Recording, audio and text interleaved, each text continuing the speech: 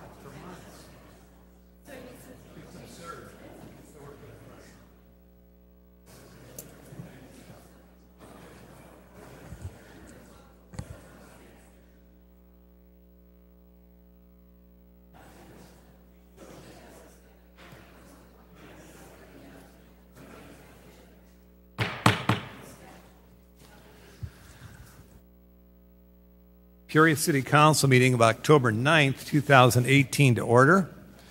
And I would also like to give a very cordial welcome to H. Wayne Wilson and his listening audience of WCDU as well as cable TV channel 22. Madam Clerk, please call the roll. Here. Sear. Here. Councilmember Grayeb. Councilmember Jensen. Here. Councilmember Montalongo. Here. Councilmember Moore. Here. Councilmember Euler. Here. Councilmember Riggenbach. Councilmember Ruckriegel. And Councilmember Turner. You have a quorum present, Mr. Chairman. Thank you, Madam Clerk. Let's please stand for a moment of silent prayer reflection, followed by the Pledge of Allegiance.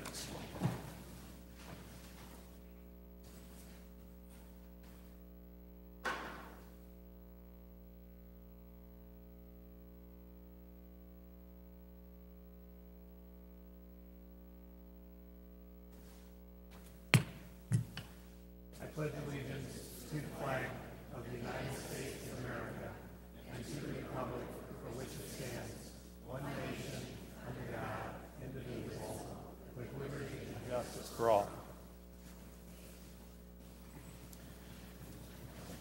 We have a couple of wonderful proclamations this evening, and I would like to call forward first, Eugene Gather's 50th anniversary of Upgrade. If you could please come up to the center, and that will be followed by yet another proclamation. We have two all together, and I would ask Councilor Denise Moore to please approach the lectern as well.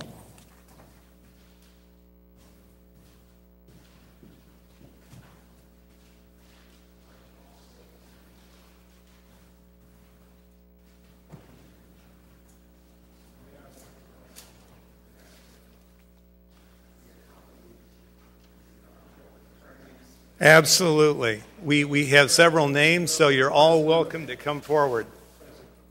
Am I following you or are you following me?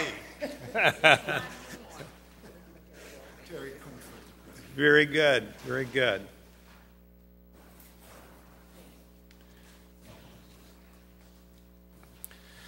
What I'd like to do is read the mayoral proclamation, and then Mr. Gathers, I could turn it over to you to introduce the corporate attorneys and the president of Upgrade. From the office of the mayor, the proclamation says the following: whereas Upgrade, a nonprofit corporation incorporated on April 29, 1968, and whereas the mission of Upgrade is to provide affordable housing opportunities to low and moderate income families in the city of Peoria and improve the quality of life in our community. Properties include Pearson Hills 1, Pearson Hills 2, and Lincoln Terrace Apartments. And whereas Upgrade also provides resources to serve its tenants through daycare, after-school tutoring opportunities, youth basketball camps, summer youth job training programs, adult job training programs, and scholarship opportunities for students. And whereas the provision and maintenance of secure, affordable, and accessible housing to the low and moderate income families in the city of Peoria is vital to the health, safety, and prosperity of our community. Now, therefore, I, Jim Ardis, Mayor of the City of Peoria, Illinois, do hereby recognize the 50th anniversary of Upgrade in Peoria, Illinois, dated this 9th day of October, 2018. And now, to you, Mr. Gathers, if you could introduce the people coming forward. Thank you very much. Thank you. It's certainly an honor to be here and to have this recognition bestowed upon us.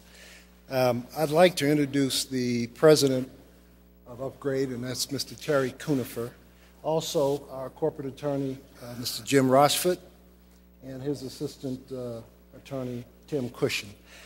Again, we're very appreciative to the city for giving us this recognition and this honor. It has been 50 years. I was much shorter and had more here, but unfortunately, those times things bring on changes. So at this point, I'd like to turn it over to our president to say a few words. Thank you.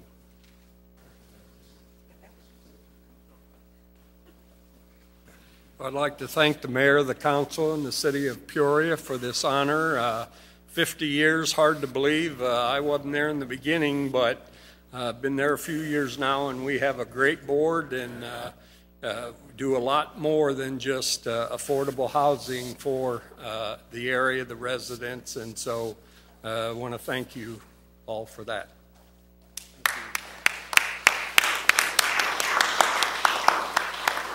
Good evening. Briefly, I'd like to say 50 years ago is a lot different than it is today. 1968 was a time when the type of service that Upgrade provided and still provides in the city of Peoria was very unique and desperately needed. Sometimes I feel like today we're getting back to some of that, but it just goes to show that Upgrade continues to be relevant. And I hope that they look forward to another 50 years, and maybe within 50 years we won't have a need for an upgrade because we will have upgraded our community. Thank you.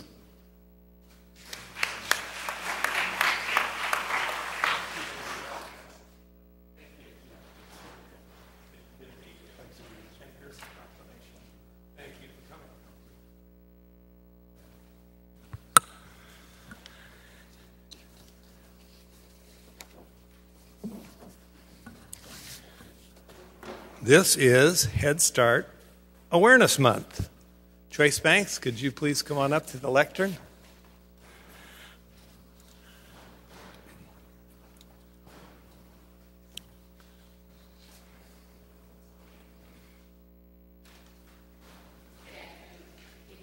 Good afternoon. Very good. Thank you for coming as well. Joyce, we have your title as Family Development Coordinator.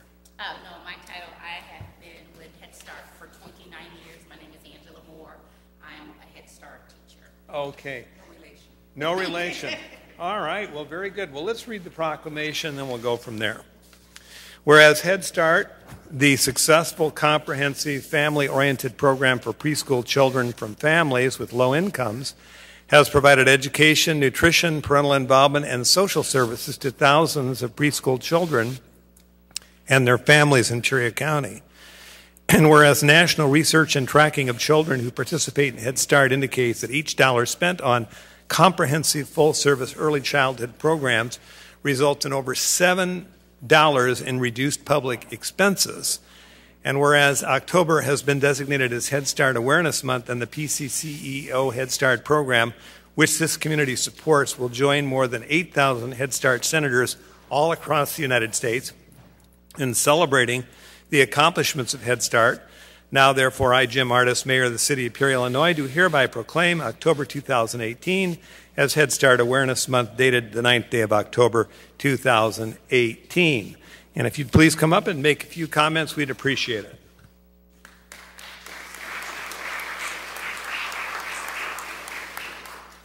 I would like to say on behalf of the 585 children and families that we serve at PCCO Head Start, we thank you for this proclamation. Thank you. Thank you.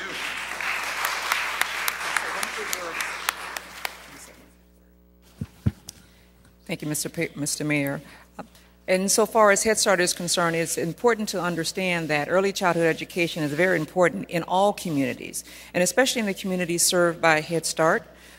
We cannot give them enough support for all that they do. When children go into kindergarten and first grade prepared for learning, it makes a big difference once they graduate from high school and college. So I continue to hope that you would encourage and support Head Start. Thank you. Thank you.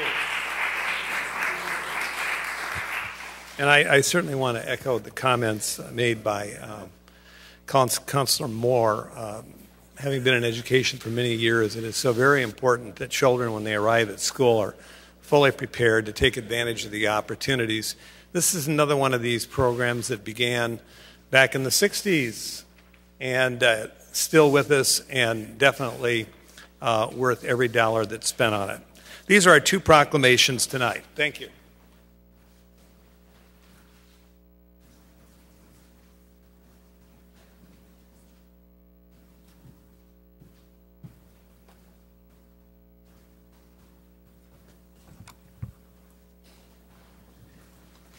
We do need a motion on the minutes, please. Councilman Sear. I'm sorry. Joint City Council Town Board meeting held on September 25th, 2018, as printed. Seconded by Councilman Turner. Please cast our ballots. Passes unanimously, with 3 absences. Madam Clerk? Consent Agenda 18-292 is a request to approve the First Amendment to Master Professional Services Agreement 16-119L with FOTH Infrastructure and Environment for a not-to-exceed amount of $89,000, extension to continue the solid waste program outreach and engagement throughout the city of Peoria. 18-293 is a request to approve a permanent easement for 2 Greater Peoria Sanitary District sewer rehab projects. 18-294 is a communication from the city manager and interim chief of police regarding body-worn cameras with a request for the following. A is to approve an intergovernmental agreement between the city of Peoria and the Peoria County Sheriff and County of Peoria. B is to approve an intergovernmental agreement between the city of Peoria and the city of East Peoria. And C is to approve an intergovernmental agreement between the city of Peoria and the Peoria Park District. 18-288 is a request to adopt an ordinance amending Chapter 31, Schedule A of the Code of the City of Peoria, prohibiting the use of groundwater as a potable water supply by the installation or use of potable water supply wells or by any other method to include properties along North Gale Avenue.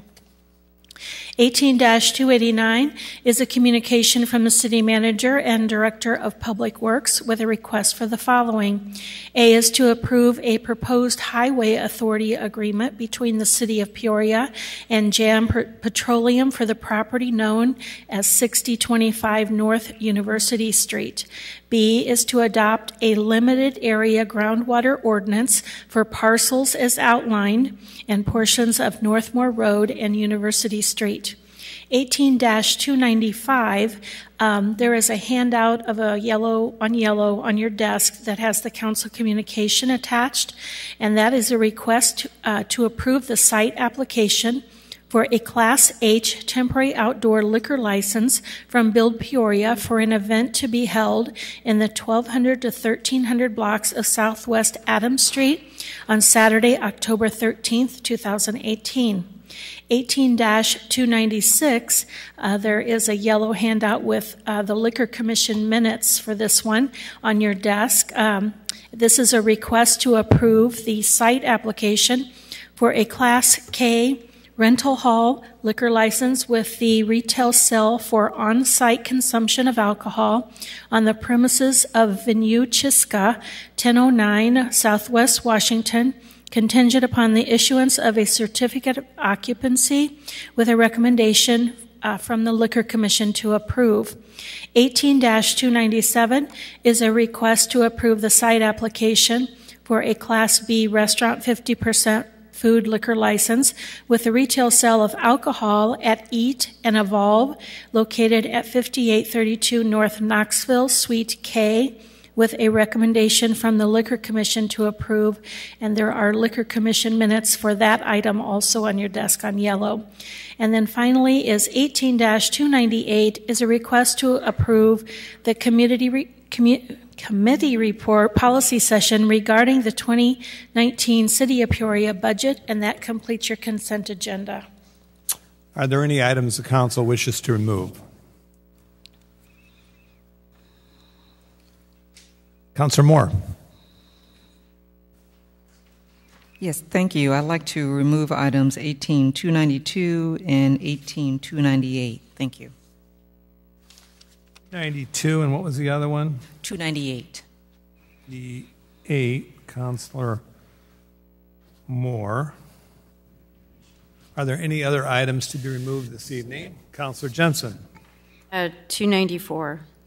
294.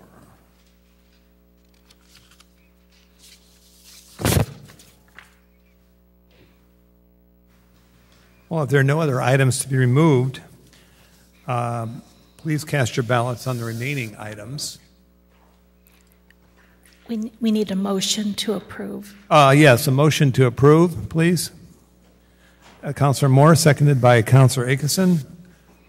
And please cast your ballots.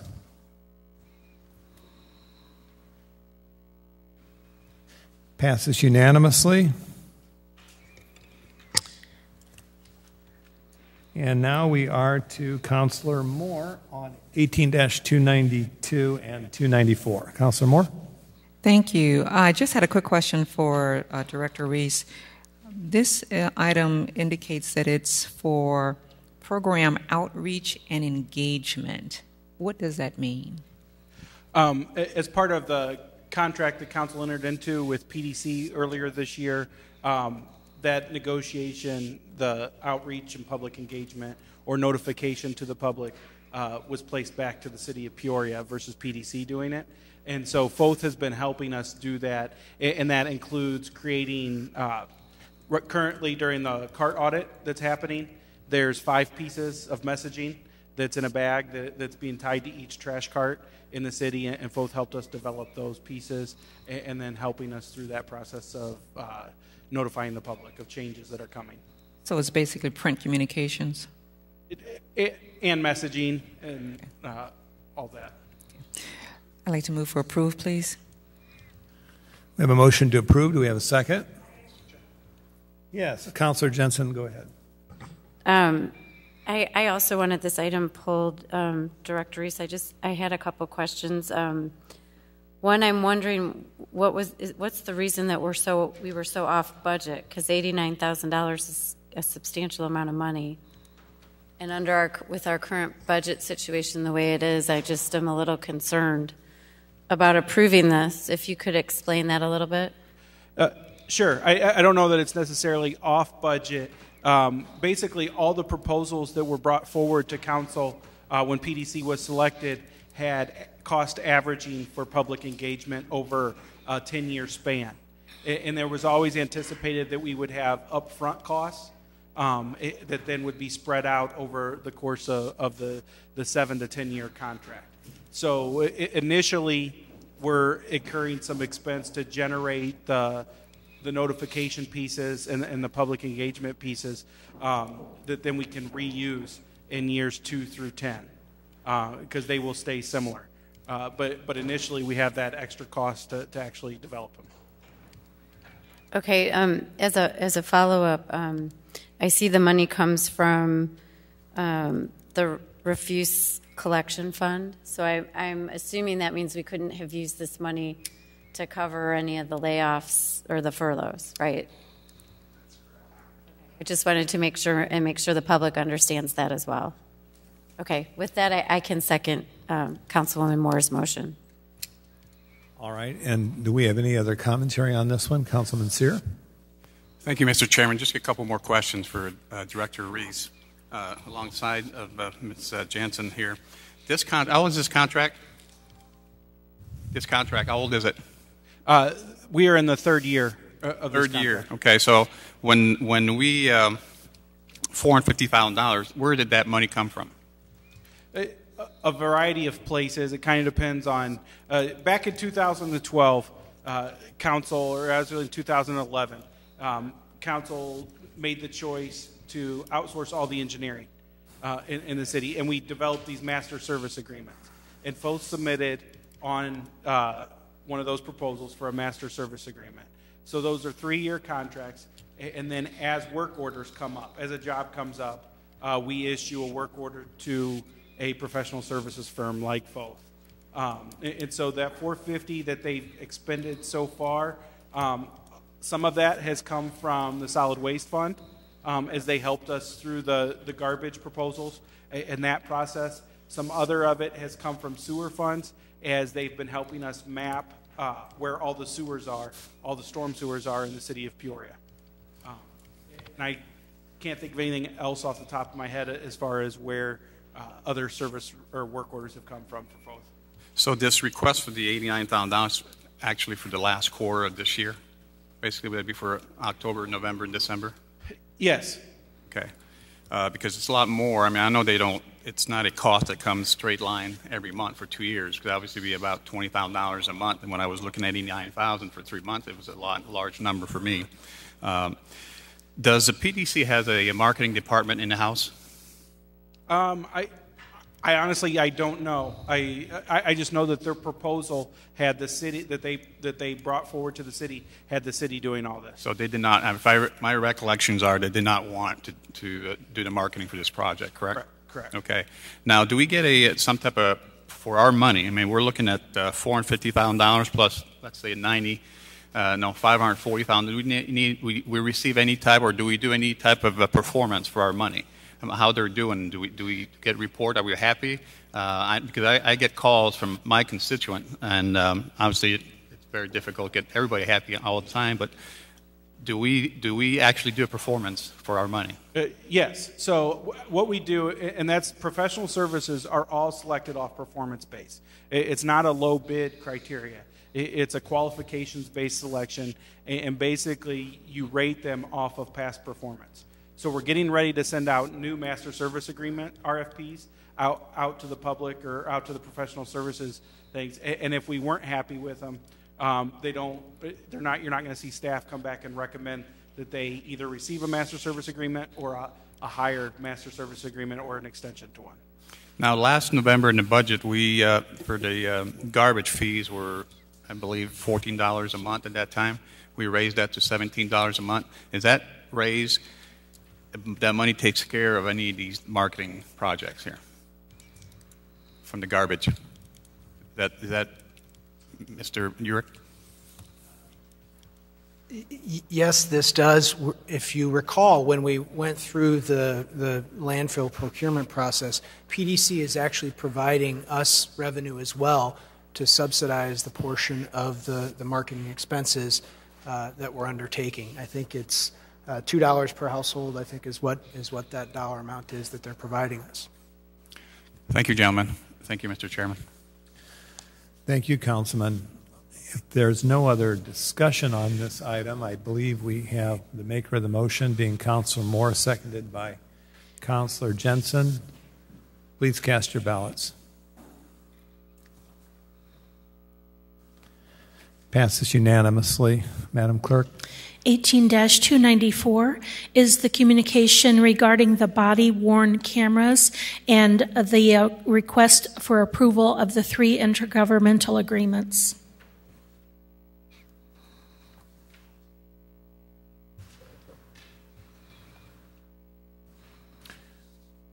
Mr. Manager.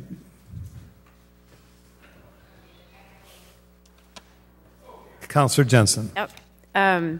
Thank you, Councilman Grab. I just pulled this. I am very supportive of this program. One thing, though, that wasn't indicated on the council communication that I think it's important for the public to know is what is the financial impact for the city. And we have the breakdown of the county, East Peoria, and the Peoria Park District, but we don't have the breakdown of what the city's costs will be each year. we discussed this at a prior meeting. I think we had a lengthy presentation. I don't have those numbers offhand. Overall, it was several hundred thousands of dollars that we were going to incur over the 5-year period of time, because we're incurring most of the cost because of having the retention of all the records for all of the entities, and we'll be holding that on. But we're also receiving the lion's share of the reimbursement as well that's coming back to the city. But we can certainly, in the issues update this week, send out the data on what that cost would be. But we had it a couple weeks ago. I didn't have that here this evening. Can you amend the council communication so if anybody goes back to look at it, the public can have, I mean, it'd just be easier to have the breakdown of the other 3 governmental agencies so you could have the comparison? Sure. Okay. That's easily done. Okay. Thank you. And with that, I'll move to approve. Madam Clerk, do we need a motion on each of these? I don't think so. Do we need individual motions, Mr. Corporation Counsel? I suggest that we probably do so. Okay. A, B, and then C. Yes, sir, we do. All right. Well, we do the first one with the City of Peoria and the Peoria County Sheriff County of Peoria. Councilman Sear moves for approval. Do we have a second? Councilor Akeson. Any discussion? Please cast your ballots. Passes unanimously. Madam Clerk, if you could read the next one. It's the item B then would be to approve the intergovernmental agreement with the city of East Peoria. All right. This would be with the City of Peoria and the City of East Peoria. Councilor Jensen moves to approve, and second, Councilman Sear. Any discussions? Please cast your ballots.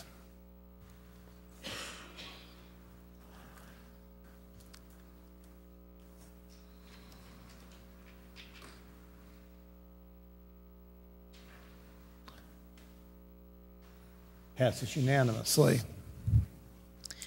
And then C? C would be to approve the intergovernmental agreement with the Peoria Park District. Councilor Jensen moves to approve, seconded by Councilman Sear. Any discussion on the item? Please cast your ballots.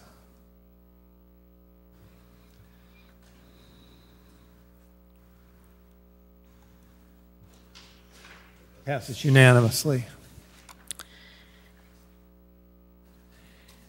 And then 18-298 is the request to approve the committee report, which is the minutes of the policy session regarding this 2019 City of Peoria budget.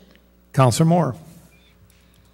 Thank you, Councilman. I just had a quick question for City Manager. When reading through the minutes, there were a couple of items where there were reports requested to come back, but it does not indicate in here when those items may come back. I'm hoping they'll come back before we have our next budget meeting. The plan is to have them for you for the next meeting that we'll have, so we'll get those to you. We're working on them right now. There were a lot. Yeah, there were. Thank you. With that, I'd move for approval. We have a motion to approve, seconded by Councilor Jensen. There's no discussion. Please cast your ballots.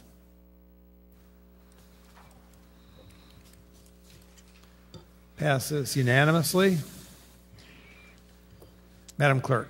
We're at regular business. 18-275 is a communication from the City Manager and Director of Community Development with a request to adopt an ordinance amending Chapter 13 of the Code of the City of Peoria pertaining to refuse containers.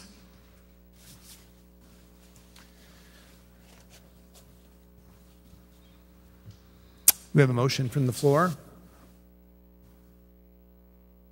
Councilor Moore moves to approve. Do we have a second? Councilor Akeson moves to second the motion. Councilor Turner? Okay, I think we had a second. Do you want to comment on it, Councilor Akeson? Hello, thank you. I would like to suggest a substitute motion to defer. I think there are still some language questions in this item, and it would be great if we could take 2 weeks to just work out some of the language issues. And that substitute motion has a second. That's Councilor Sear. Councilor Akison made the motion. Is there any discussion on this motion to defer? Councilor Montalongo. Thank you, Mayor Pro Tem. Just have a couple, or some feedback for Director Black on this as well. As I had a chance to go through this here, just had a few points to make here, and I'm sure in this last day I've had a chance to talk to a couple of the other council people as well, as we're zeroing in on the language for this here, and I'm sure the others may want to make their points known to you as well. So for I know we've had some discussion about trying to make the screening improve in certain areas. So besides the retail, I think there's also, it covers industrial as well, right? So I think we're going to probably end up splitting this up a little bit from some discussion that we had. Also,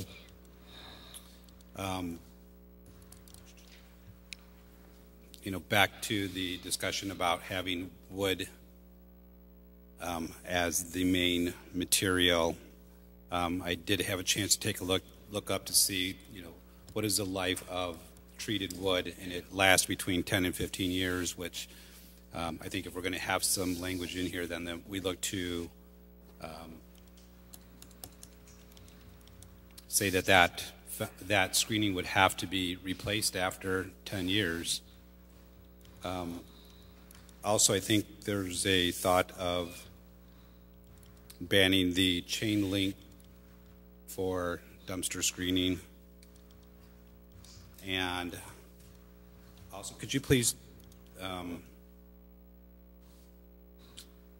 I read the development on number 5 here, if you don't mind expanding on this a little bit, Director Black. The Development Review Board shall have the authority to determine compliance with this requirement.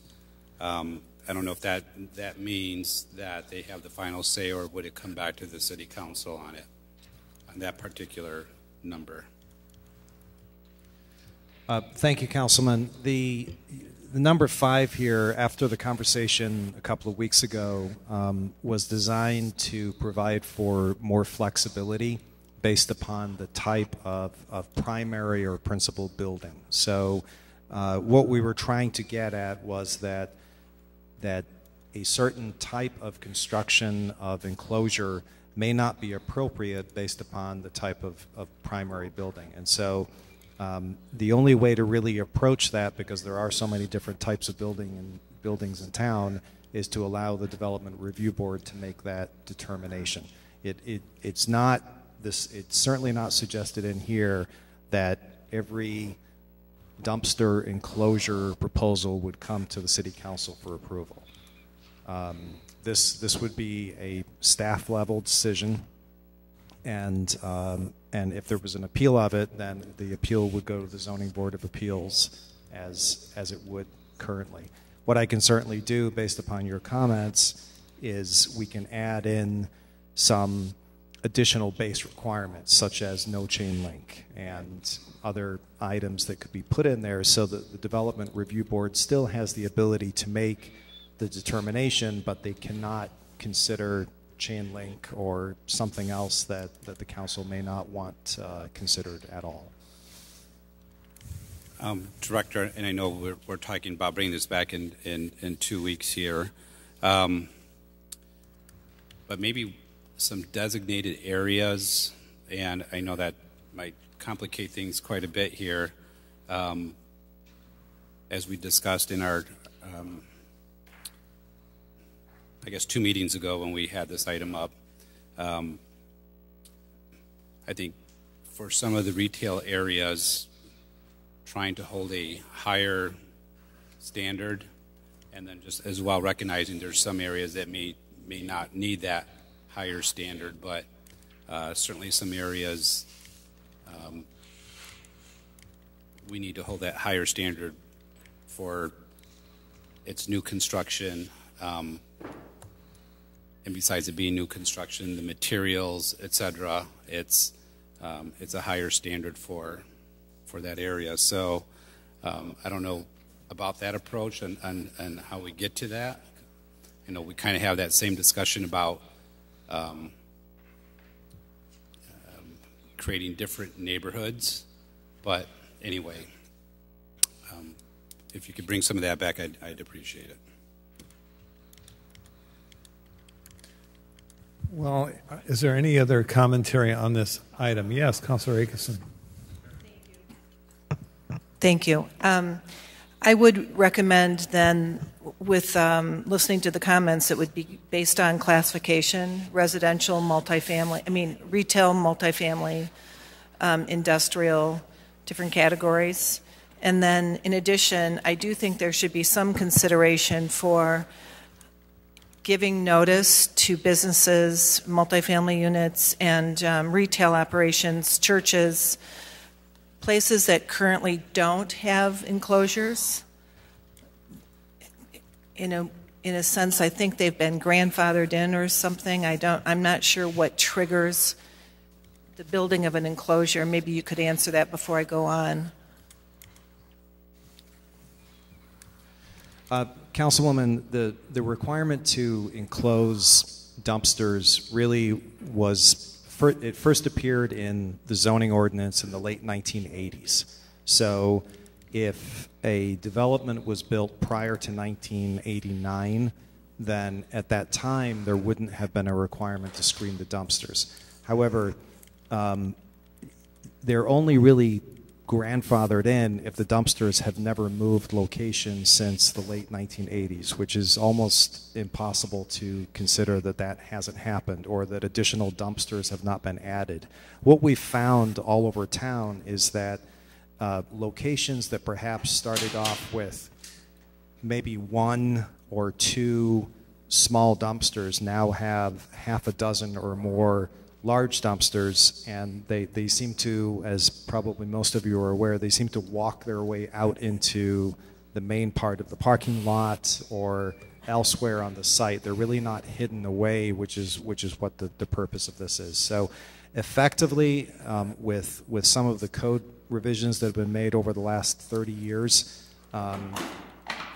everyone who has a dumpster needs to provide some level of screening from the public view. Okay, so, but that doesn't, all right, so what they're supposed to do versus what they are doing, could we do anything to alert businesses, multifamily buildings, any property that needs a dumpster for their trash, that we give them a time period to be able to prepare for providing an enclosure? I mean, something that's more reasonable, because I think that, I'm not sure what the expenses associated with building an enclosure. I'd like to see all the trash dumpsters enclosed, but I think I just passed several businesses today on my way here that I noticed, because we've been having this dumpster conversation, and I noticed there's no enclosure at all. But I thought, they're not going to be able to get an enclosure up by tomorrow, and it may not be part of their business plan. And so I just think it would be, generous is maybe not the right word, but more business friendly to say, hey, heads up, you're supposed to have an enclosure. You've got until what date to get it done? Something like that. Councilor Sear. Thank you, Mr. Chairman.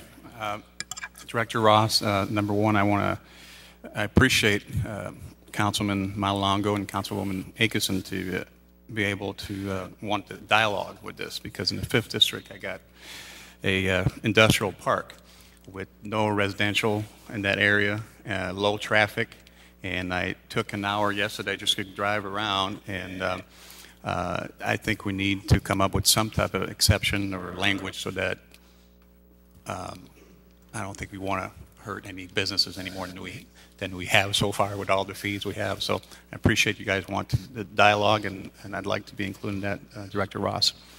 Thank you, Mr. Chairman. Any other discussion? I'm sensing that we have a motion to defer this, that it's not quite ready for prime time. Director Black, do you have some guidance on how to proceed? All right. Very good. Let's vote on the motion to defer. And for what period of time, Councilor Akeson, did you want that deferral? Whatever would be reasonable. It could be 2 weeks, a month. 2 weeks. You're in charge here. You want to make it 2 weeks? I think we've decided 2 weeks is good. Referral to our next regularly scheduled council meeting. If there's no further discussion, please cast your ballots.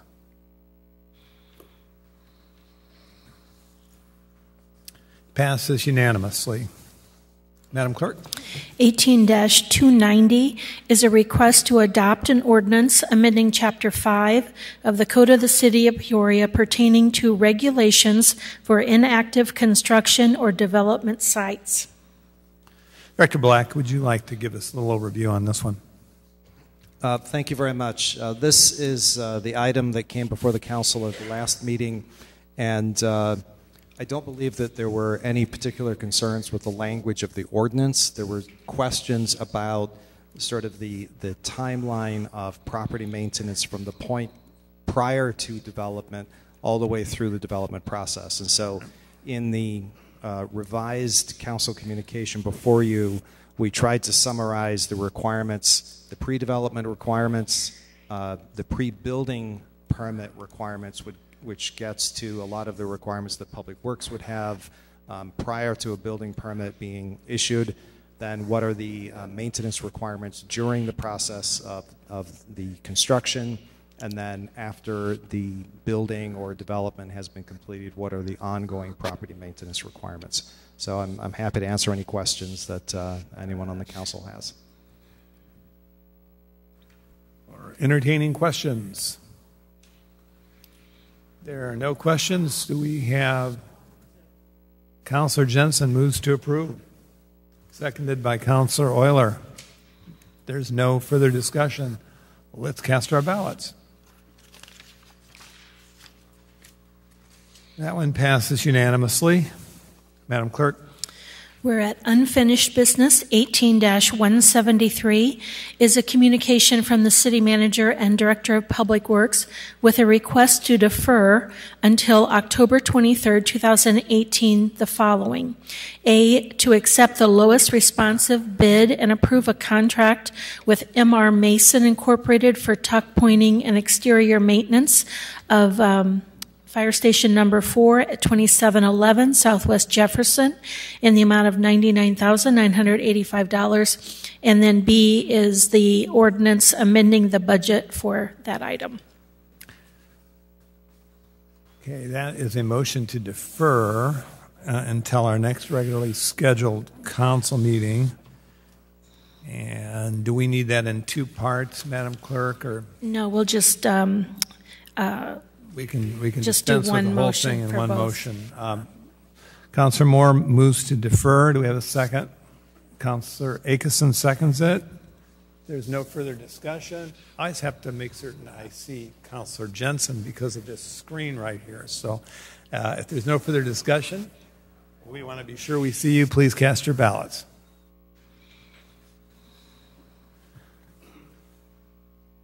Passes unanimously. Madam Clerk. 18-278 is a communication from the City Manager with a request for the following. A is to approve a redevelopment agreement with Peoria Opportunities Foundation for an infill housing development project in the amount of $300,000 to be funded from the East Village Growth Cell TIF fund balance. And B is the ordinance that is amending the budget for this item in the amount of $300,000, and we would need separate motions and votes on this one if it's not deferred. Councilor Turner. Thank you, Mr. Chairman. This is being done for Council Riggenbach, who is asking the entire council to support in approving a redevelopment agreement with Peoria Opportunities Foundation. Their representative, Jane Ginsel, she's here this evening also in case there's some undue questions that come up. This is for that infill housing development project. It consists of 20 units and 5 additional units that are duplexes. This is a scattered site, single-family properties. The current design that you see, if you've got a copy of it on your desk, proposal is for the development agreement, and the final project will be reviewed by the Development Review Board. If there's nothing else, I'd like to move for approval.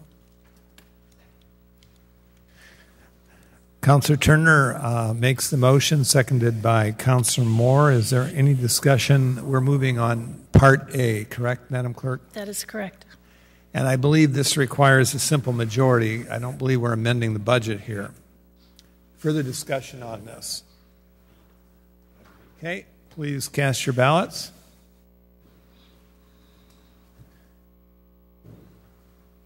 That passes unanimously.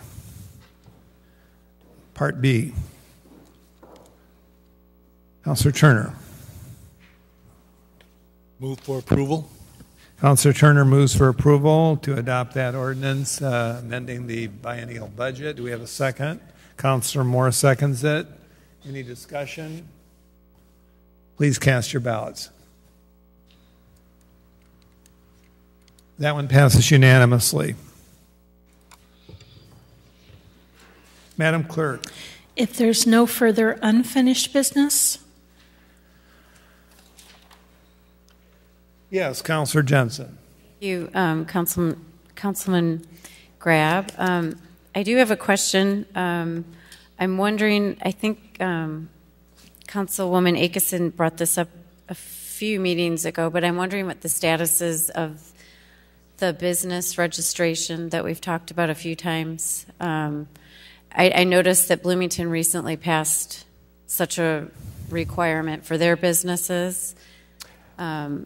We plan to have a report back for you next week, so we'll be talking about that. I think when we talked about it at the last meeting, we said we would come back on the 16th with that item. Okay, because I do think it's important that if we're going to move forward with it, we do it during or before the budget, since it's potential revenue.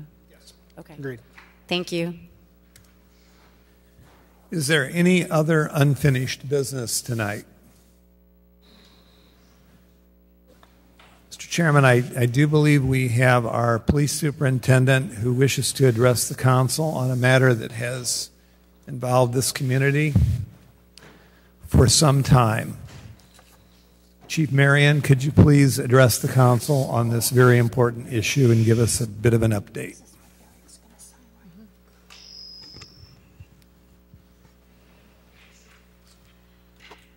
Thank you, Mr. Chairman, Council. One of the cases that has been ongoing is the investigation into the Alexa Scott case. One of the things that I want to touch on tonight and give as much of an update as I can, which isn't much because I want Council to keep in mind that this is an active investigation, so we cannot release a lot of details or anything regarding that. Now, when a person is missing within our community, it affects all of us. So from the individuals directly related to all the citizens of Peoria. And as you can see, it has had a wide effect on the community because a lot of people have gotten involved in the case.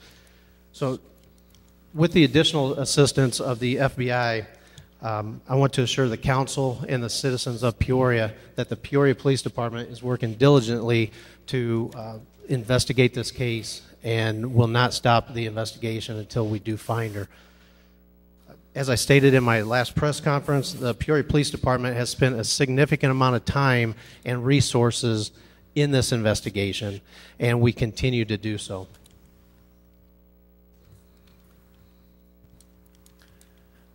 I know that everybody on this council is deeply concerned about this case. I know the state's attorney's office is deeply concerned about the case. We would like to marshal every lever we have of investigative power to bring this investigation to a conclusion. I appreciate your overview of what's been happening with the Alexa Scott case, and we want regular updates on this. I think I speak for every member of the council. Is there any other unfinished business tonight? Yes, Councilor Jensen. Thank you, Councilman Grab. I'm not sure. It actually may be new business, but I do have a couple questions for the city manager about the recent communication that we received from PDC, all the citizens, regarding the $50 deposit that may have been paid by some of the citizens for a recycling toter. I know we had some discussions about this when we were discussing the contract, and I think I was actually the one who brought up what would happen to the deposits that some of us paid now that we've been able to negotiate so these recycling toters are now free. And I know there was a story about it in the Journal-Star, but a number of citizens have contacted me, and they're pretty up in arms about this letter. So my question is whether the city had any say in this letter that went out, and this was just... No, the Coulters and the PDC informed us of what they were going to do as a way of addressing refunding the deposits back.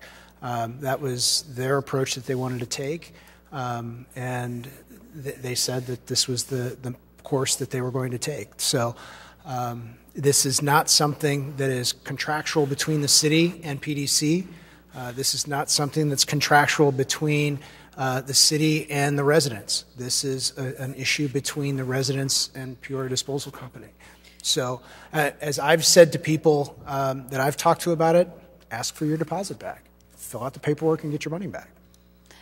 You know, and some of the concerns are not that Easter Seals is a wonderful charity, and I support Easter Seals myself, but they want to be able to decide what charity to give it to, or even maybe, I know someone contacted me and said, why can't we have an option to give the city our $50 to help balance our budget? So that's just the only recourse that we have is just tell them to contact PDC. They have to contact PDC. This is not a matter that's between the city and the residents, and it's not a matter between the city and Peoria Disposal Company. And so when that fee was originally set up for citizens to pay, I think it was over 10 years ago. It was set up by Peoria Disposal Company. It was not set up by the city. Okay. All right. Thank you. Do we have any other business before the body tonight? Seeing none, Madam Clerk. Are we still at new business or we New business, okay. New business. Any new business? That wraps up unfinished business. Any new business? Yes, Councilor Moore. I just wanted to remind everyone, if they've gone to appreciatepeoria.com, they will have seen an announcement of a meeting on Thursday, October the 11th at 6 o'clock. Inside the Minority Business Development Center, there is a meeting with city staff regarding for vendors and for those people who would like to be vendors or contractors with the city of Peoria. From 6 to 7 on Thursday, October the 11th at 2139 Southwest Adams. The city will be there to talk to individuals about how to become a vendor or a contractor. And so if you're interested for 2019, so if you're interested in becoming a vendor or contractor, you're welcome to come out for the 1-hour interest meeting. Thank you. Any other new business? Then I believe we are at Councilman Montalongo. Thank you, Mayor Pro Tem. I'm sorry I didn't see your green light up here. That's all right.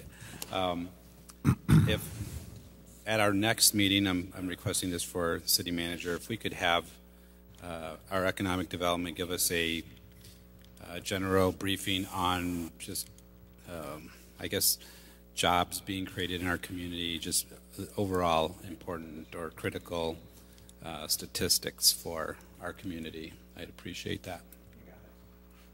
Happy to do so. Very good. Anybody else? I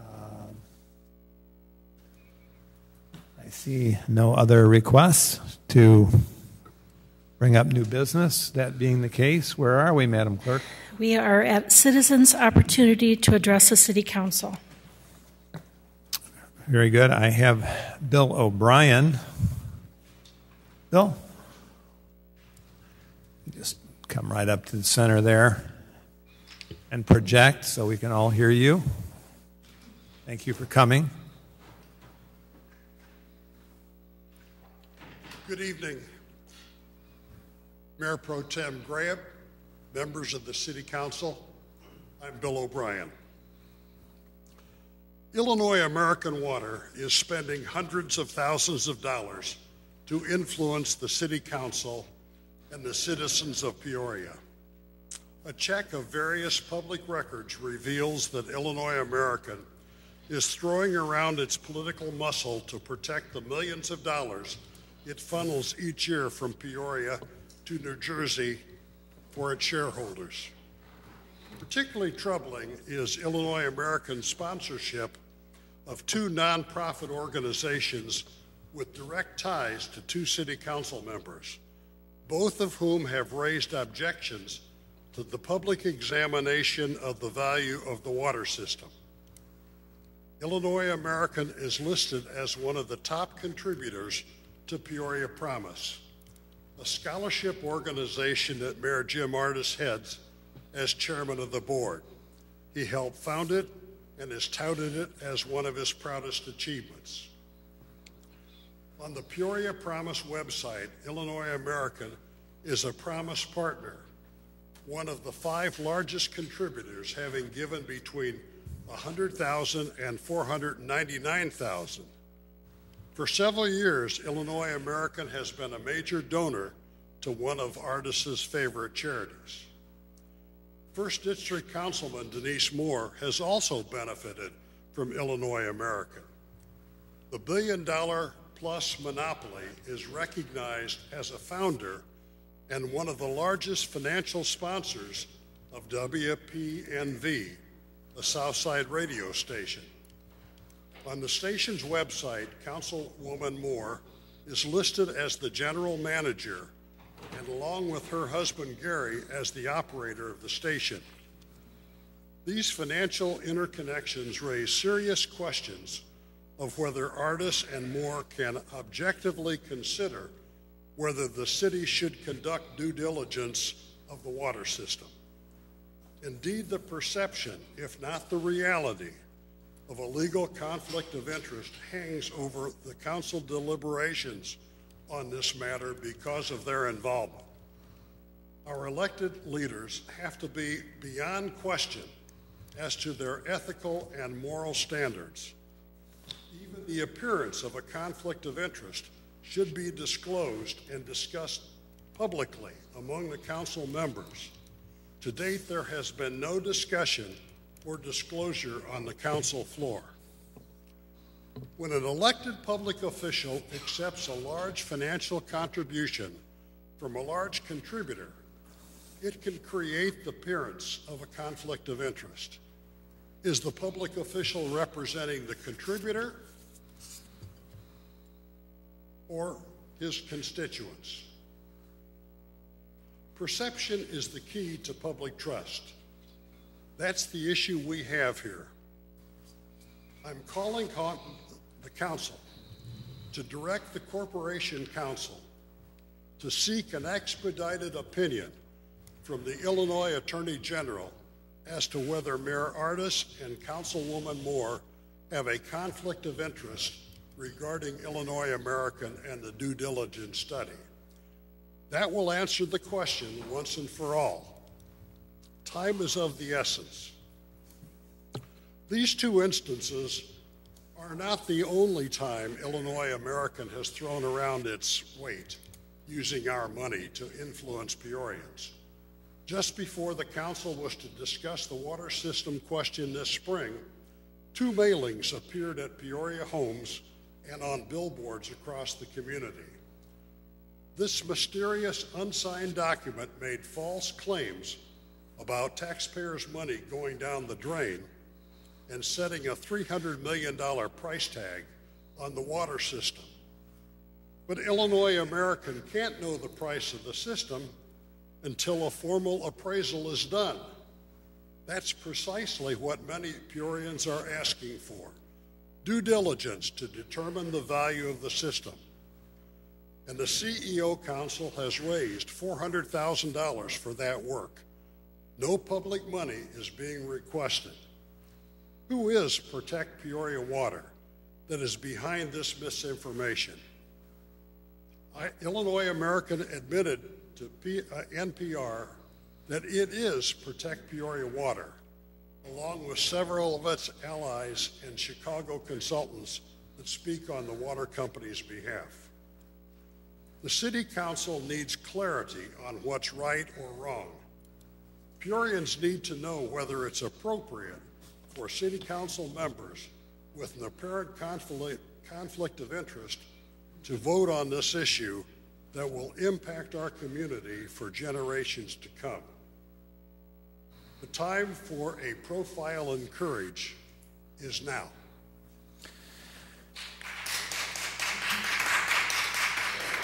Thank you, Mr. O'Brien. And in the order that I received these cards, I believe it's Justine Donald, please.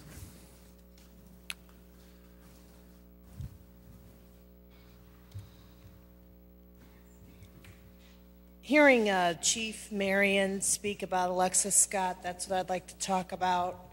I hope his actions are true to his word. The meetings that he has had with April, she is the investigator and he's questioning her. Mayor Artis can't sit through the meeting because it's not very informative. April's not on trial here. We're trying to find out who did this. I don't know why we're not trying to get the FBI involved. Maybe we'll find out this wasn't handled properly.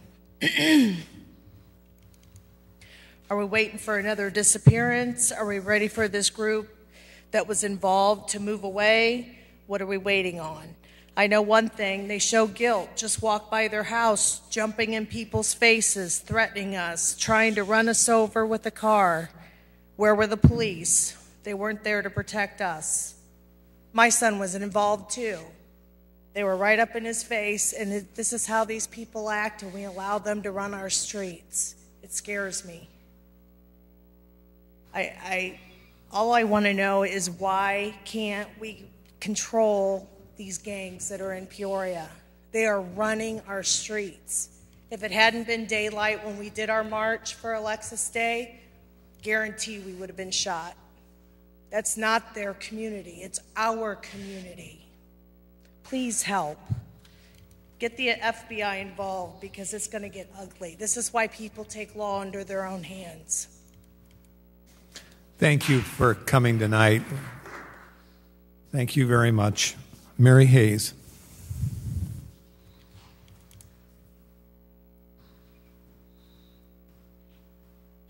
Good afternoon. My name is Mary Hayes, and I live at 2915 West Ann Street. I want to report to you that Food Not Bombs had a free meal at the Renaissance Garden last Friday night at the first Friday.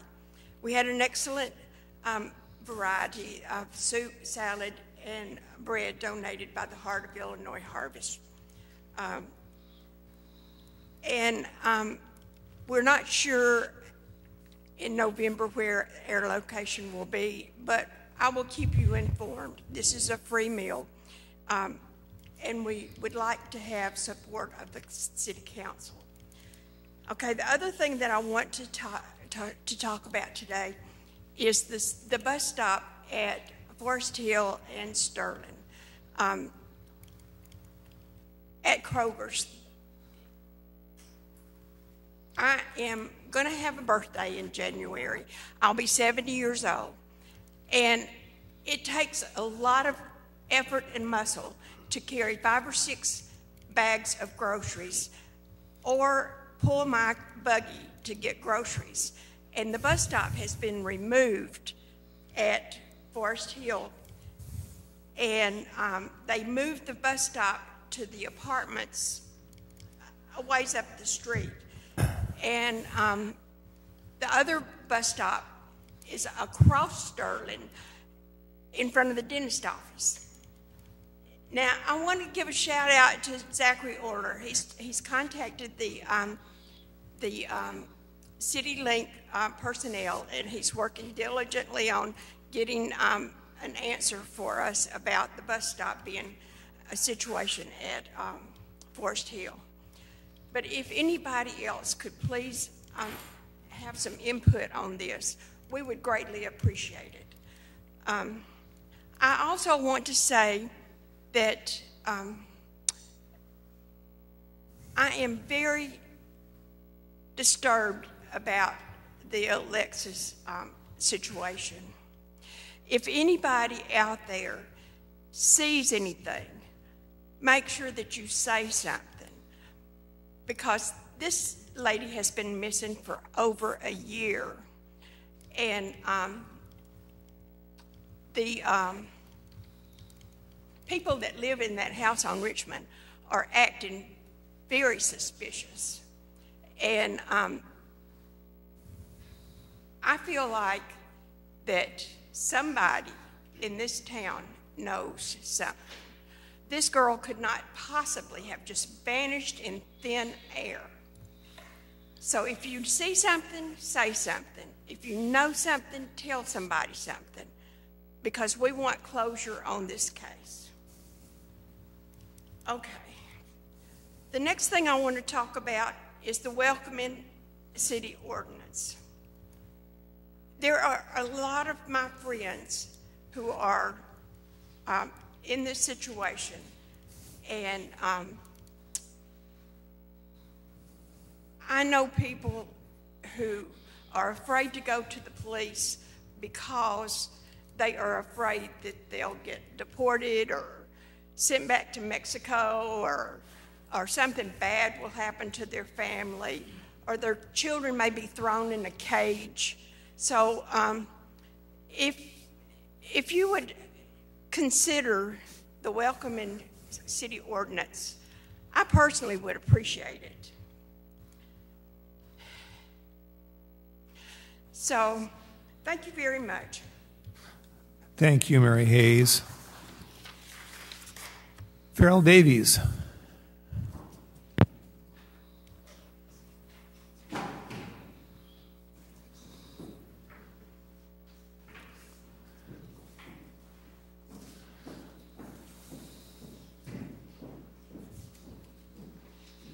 My name is Farrell Davies, and I live at 1516 West Daytona Drive in Peoria, and I'm here on behalf of the League of Women Voters of Greater Peoria. The objection to the City of Peoria owning the water distribution system that we have heard is usually that the public has no confidence that the city can operate the system. We have heard comments like, they can't keep our potholes filled, and where is the $7 million from the Pear Marquette? Citizens are concerned about the responsible public operation of the water system. The League of Women Voters of Greater Peoria supports due diligence to possibly purchase the water system. Our position does not address the management and operations of the water utility. However, given the impact that this lack of confidence is having on the question of supporting due diligence, we feel that it is important to note that the CEO Council report specifically lists 6 management operations options. 1, a city-run water department. 2, a city-owned water system run by a private company. 3, an independent government water agency. 4, consolidating the water system with an existing government like the Greater Peoria Sanitary District. 5, establishing an independent foundation to operate the water system. And 6, privately managed system in which the city owns stock. The League offered a series of public education meetings designed to provide more information about 3 of these options. To address the public's concern about the operation of the system, I would like to share a few lessons learned from these options. All of these options included a workforce with union personnel. 1, the independent government water agency, or consolidating the water system with an existing government, such as the Greater Peoria Sanitary District. We heard from Stan Browning, the executive director of the Greater Peoria Sanitary District. The GPSD is a municipal corporation, and its rates are completely usage-based. The city could establish a similar option, a municipal corporation. In this option, board members could be appointed by the city, and they would approve the budget as well as the rates. The board would be transparent with meeting notices, agendas, and minutes, and citizens would be welcome to attend and speak during citizens' remarks at the board meeting. The second is the municipally owned and managed water utility. We listened and asked questions of representatives from two municipalities, from Springfield and East Peoria. They discussed their publicly owned water utilities. Highlights included the fact that Springfield bought the water rights and created a lake in the 1860s. East Peoria's system has been owned by the city for over 100 years. Both of the cities follow Open Meeting Act requirements, and both enjoy efficiencies of sharing equipment, pooling of personnel, software, and GIS information. And most notably, Mayor Langfelder from Springfield said, we should always ask, who benefits, and is it for the public good? And third and finally is a city-owned water system operated by a private company on contract, also called a public-private partnership. We also heard from Veolia, who does, since 1853, form such public-private partnerships, and they have operations where they work with the city of Streator, Edwardsville, and Wood River in Illinois. Key points about the public-private partnership include the fact that they are structured to align incentives for superior performance and penalties for underperformance so that we can offer superior service at equal or lower cost as compared to municipally owned and run operations. These partnerships provide operations and maintenance value since there are efficiencies such as resource optimization. The contract scope process is very important in these contracts, and a rigorous and well-defined scope of work can build trust and allows both parties to work for the common good over the long term, considering the inevitable changes in the economic, environmental, legal, regulatory, and technical conditions. Our point is transparency and accountability, and we currently do not feel that there is enough of that. Options do exist for responsible public ownership of our water system. Thank you. Thank you. Shelley Epstein.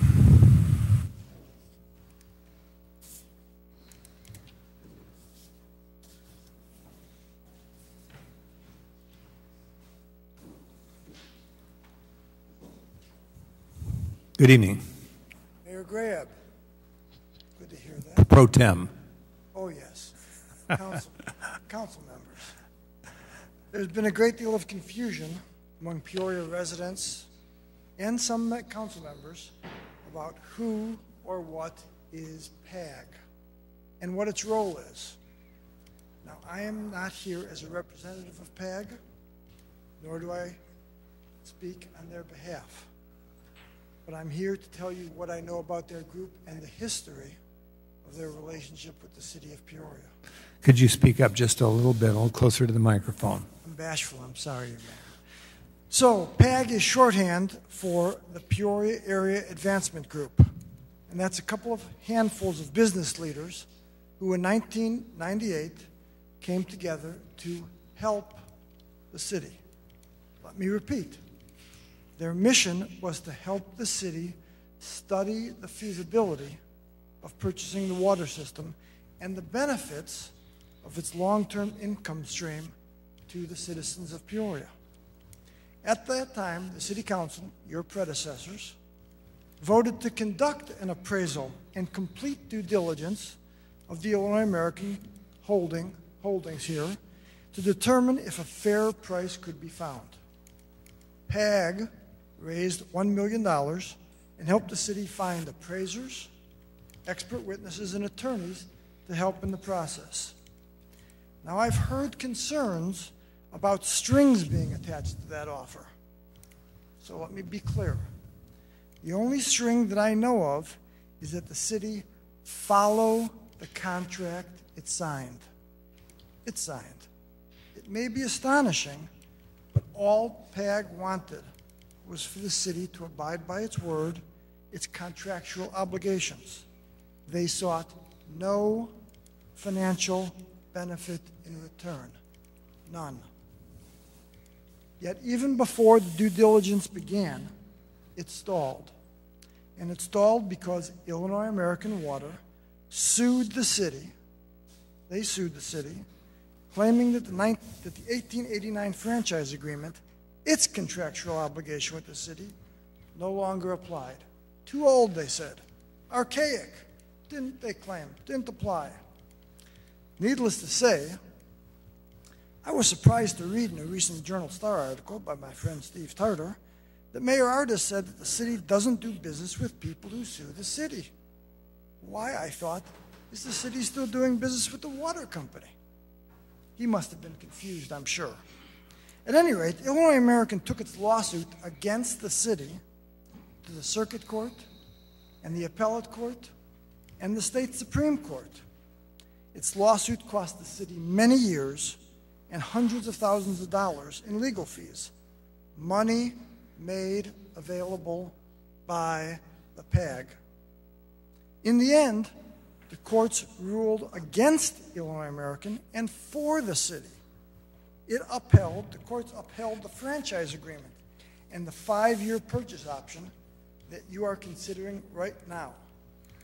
That extremely valuable contract was defended successfully with PAG money for the citizens of Peoria. They upheld, their funds upheld that contract. But then came the appraisal process and the excessively high value that we all know about. Some say it was unreasonably high.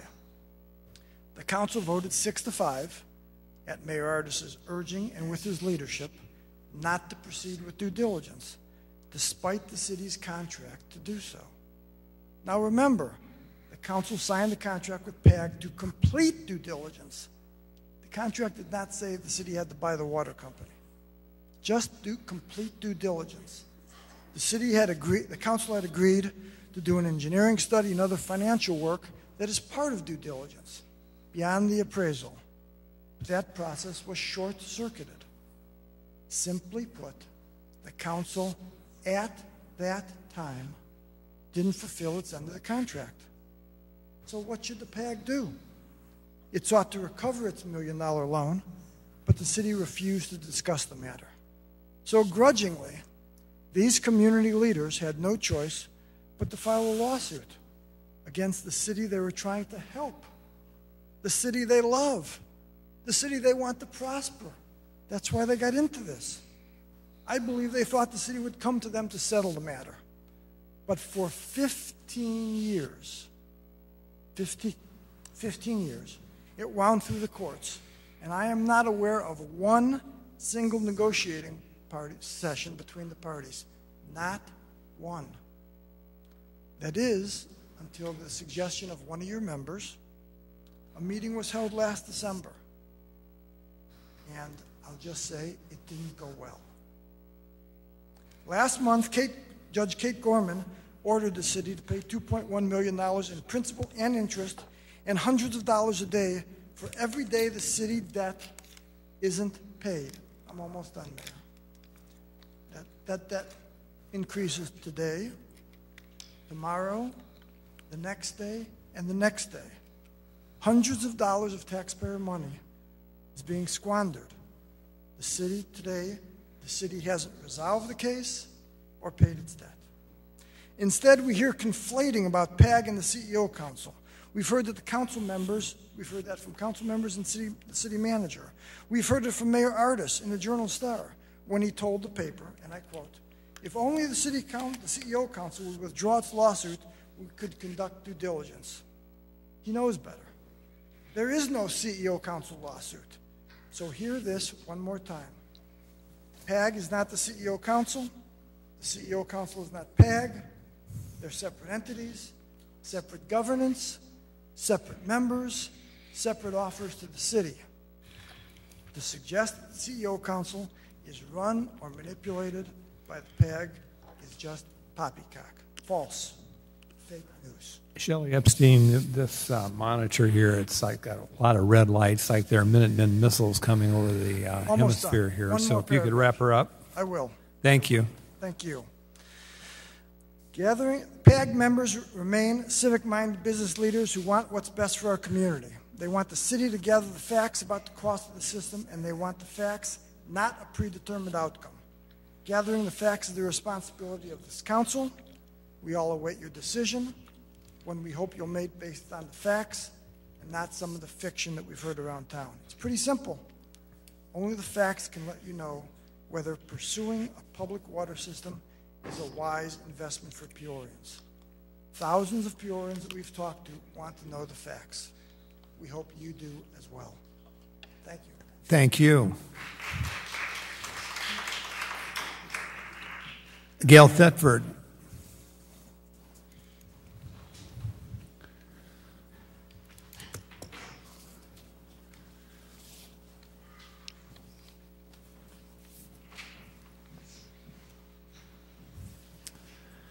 Good evening.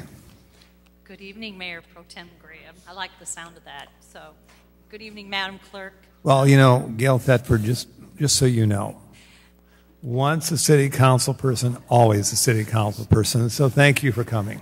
Yes, well, I'm Gail Thetford. I live at 3600 North Knoxville here in Peoria. I'm here to talk a little bit about conflict of interest. What exactly is a conflict of interest? Well, here are some definitions. A situation in which a person is in a position to derive personal benefit from actions or decisions in their official capacity. A situation in which an individual has competing interests or loyalties. A situation that has the potential to undermine the impartiality of a person because of the possibility of a clash between the person's self-interest and professional or public interest. The League of Women Voters has identified 2 individuals on the council who they believe have a conflict of interest with respect to the council's decision whether or not to pursue due diligence. Mayor Artis and Councilwoman Moore. Before I address each one, let me begin by saying that the city's lack of a definition of what constitutes a conflict of interest is not acceptable. It's common practice for boards to routinely define what they believe is a conflict of interest and to routinely ask their board or trustee members if they have such a conflict. I sit on a few boards. Heartland Healthcare Services has a conflict of interest provision. As chair of the Illinois Central College Board of Trustees, I ask at the beginning of every meeting if any trustee has a conflict with reference to anything on that night's agenda. The county board has such a provision.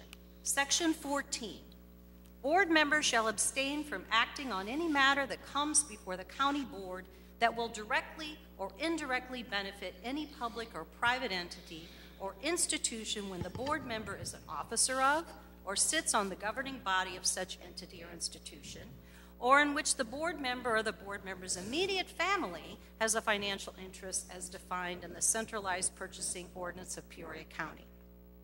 If a board member has any other conflict of interest or the appearance of a conflict of interest, the board member may be excused if, prior to discussion of the matter, the board member informs the chairperson of his or her desire to be excused because of a potential conflict of interest or the appearance of a conflict of interest. Every member of the county board present on the putting of a question shall vote thereon, unless excused prior to putting of the question. All members that are excused from voting will not be allowed to participate in the discussion of the matter unless questions are directed to them by the chairperson for informational purposes, but will be counted toward the presence of the quorum. The minutes shall record members excused from voting as being present but abstaining. Well, let's look at these 2 situations. The mayor has identified Peoria Promise as his legacy project. He chairs its board. One of the largest contributors to Peoria Promise is Illinois American Water. So Mayor Artis doesn't directly receive money from Illinois American Water, but Peoria Promise does. While this might not be a direct conflict, it does rise to a strong perception or appearance of a conflict, well, at least in my opinion.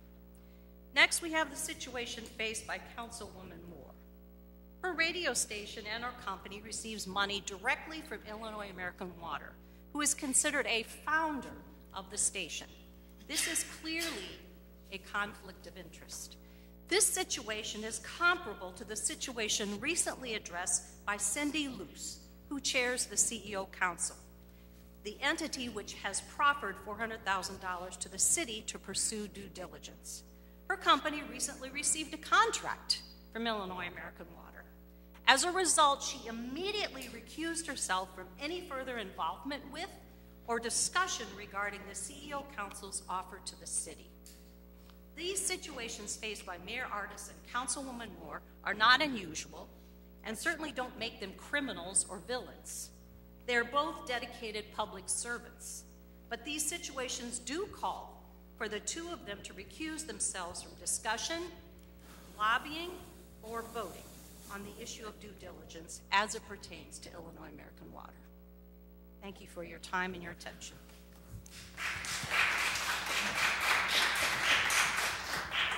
Thank you very much. Darcy Cady.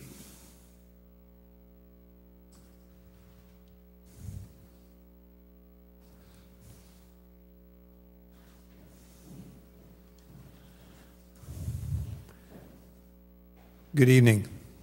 Good evening, council members, interim mayor. Tonight I will not only be addressing all of you, but the public as well. There seems to be a great deal of confusion as to who is responsible for the disappearance of Alexis Scott, as well as for what contributing factors were involved in her disappearance. Today I am going to set the record straight. April Allen Scott was and is a good mother to her children. Not perfect, but then again, who is? She made sure her children had all that they needed and went above and beyond to lead by example for how her children should live their lives. April worked a full-time job as a single parent, selflessly to help educate others' children. She earned her master's degree and was an avid vocal supporter of various outreach programs, such as DARE. She wanted her students to know law enforcement was on their side, that they had nothing to fear so long as they were honest, law-abiding citizens. Fast forward, and Alexis is 18, in an abusive relationship and suddenly finding herself pregnant. From here is where Alexis' life started to change. Her views about her own self-worth became very distorted. She began to befriend people from the wrong side of life, and soon her choices began to reflect that.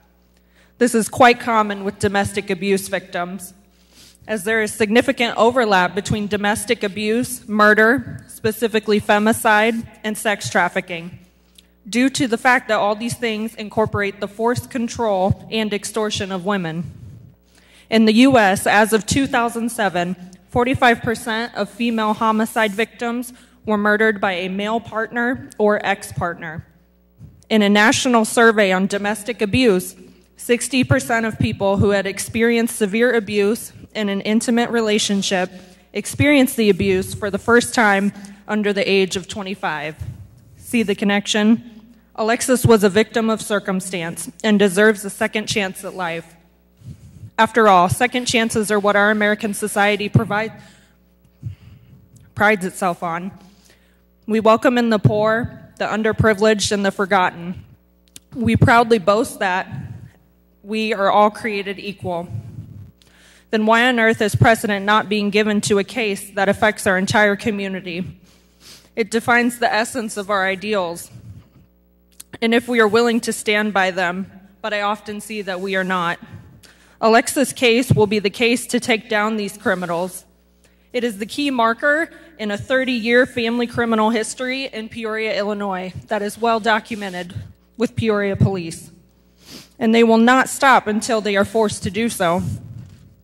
Help us bring justice for Alexis, because she is one of us, and she deserves to be recognized as such. Thank you.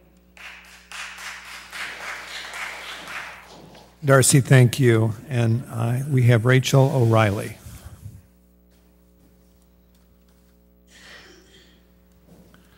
Good evening. Thank you for letting me speak. Also, I have a question for the chief of police. It sounded like he mentioned that the FBI was involved, which is great. But it's been a year, and the public, rightfully so, may not trust our police enforcement. He said that the details of the case, can't be public, and I understand that. But if there's some way that we could have proof that the FBI is involved, that would be appreciated. And if the FBI is involved, thank you. It's about time. What I'm going to talk about is triggering, and it's related to what's going on today and also the past. I am calling for the removal of the Christopher Columbus statue. We would not have a statue of Hitler, so it doesn't make any sense for us to have a statue of a genocidal slave master. Rape and pillaging native villages were rampant. Excessive cruelty and murder included Spaniards testing the sharpness of their blades on native people by cutting them in half, beheading them in contests, and throwing natives into vats of boiling soap. There are also accounts of infants being thrown headfirst into rocks taken from their mothers. In about 2 years' time, about 250,000 indigenous peoples of Haiti were dead. Many were suicide because they would rather kill themselves than deal with Columbus's cruelty. 10,000 natives died from having their hands cut off because they weren't mining enough gold. Columbus sold sex slaves to his men, some as young as 9 years old. Rape culture is a sociological concept for a setting in which rape is pervasive and normalized due to societal attitudes about gender and sexuality. Behaviors include victim blaming, sexual objectification, trivializing rape, refusing to acknowledge the harm caused by sexual violence, or some combination of these. The fact that we commemorate sex traffickers like Christopher Columbus, have a rapist as a supreme justice, and we still have no justice for Alexis or the other 4.5 million sex trafficked persons that are sexually exploited per year permeates this rape culture. Please remove the statue. I understand that we have budget issues and calling for Peoria is named after the natives that were originally here, so I'm sure like an indigenous statue would be too much to ask for. But please, this is awful. Please remove the statue. I have a few more minutes, so I'll go on to the welcoming ordinance, and I brought a copy of the Trust Act, so I'm going to use my time to read a little bit of that. A law enforcement agency or law enforcement official shall not detain or continue to detain any individual solely on the basis of any immigration detainer or non-judicial immigration warrant, or otherwise comply with an immigration detainer or non-judicial immigration warrant. A law enforcement agency or law enforcement official shall not stop, arrest, search, detain, or continue to detain a person solely based on an individual's citizenship or immigration status.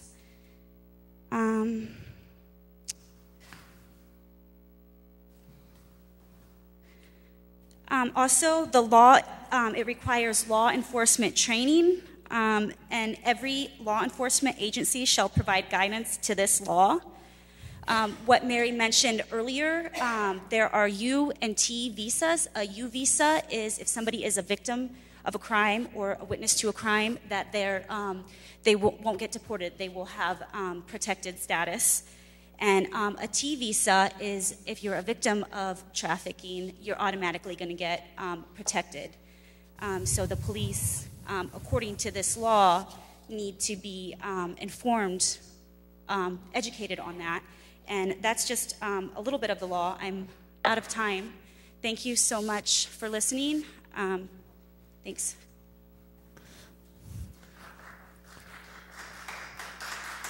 Thank you very much. I believe we have one more. Savino Sierra.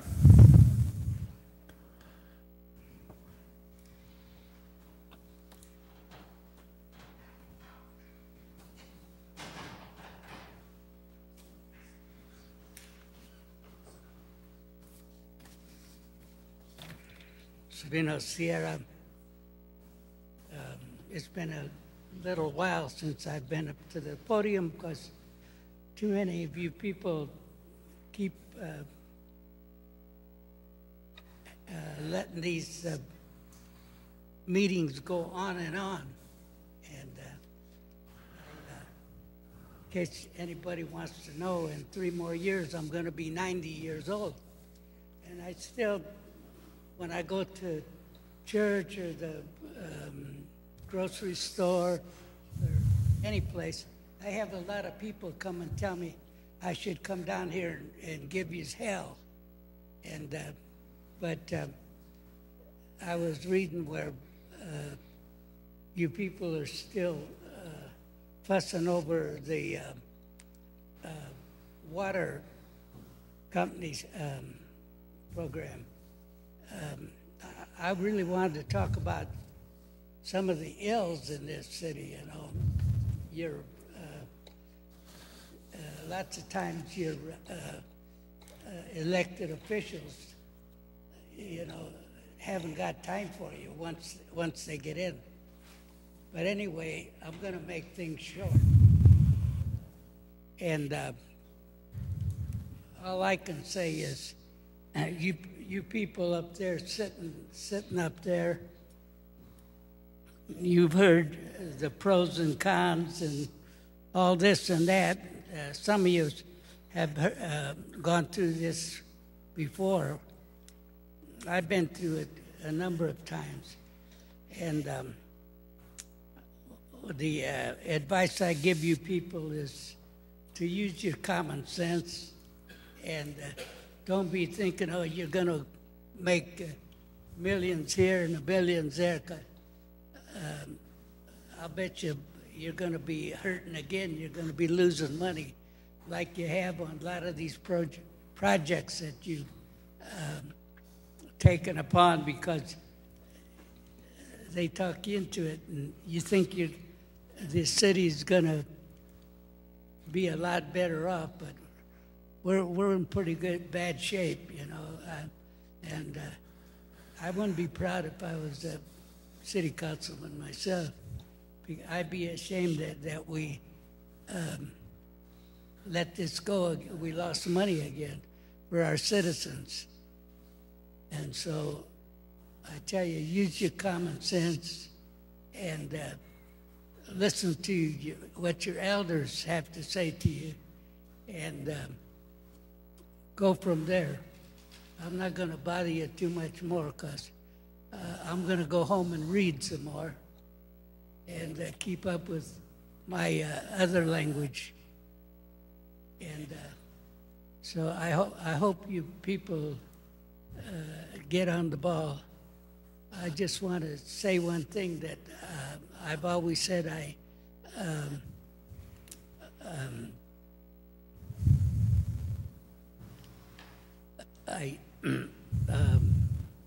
100% behind our police department. They try hard, you know. I've been associated with them since the war. That's the Second World War, you know, the big one.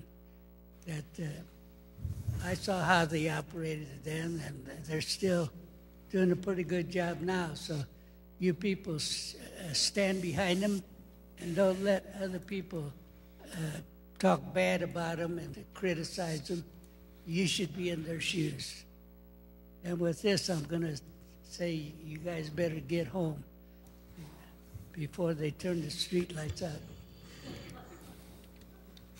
Well, thank you. That's very good advice, Mr. Sierra. Do we have anybody else to address the council tonight? If not, Madam Clerk. We do not have an executive session, so we would be at adjournment.